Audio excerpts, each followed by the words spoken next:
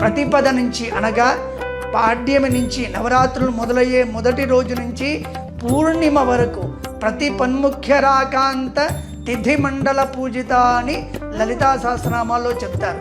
ఆ అమ్మవారిని 15 రోజులు కూడా ఉత్సవంగా చేస్తే మనకు అన్నీ లభిస్తాయి అని లక్ష్మీ హృదయంలో ఈ మాట చెప్తారు.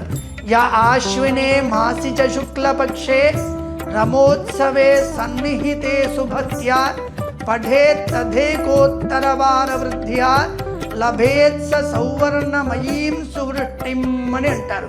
ఈ లక్ష్మీనారాయణ హృదయ పారాయణాన్ని 15 రోజులు కూడా చేస్తే ఏం కలుగుతుంది? సౌవర్ణమయీం సువృష్టిం అన్నారు. అంటే మీ ఇంట్లో బంగారు వాన పడుతుంది అని చెప్తారు.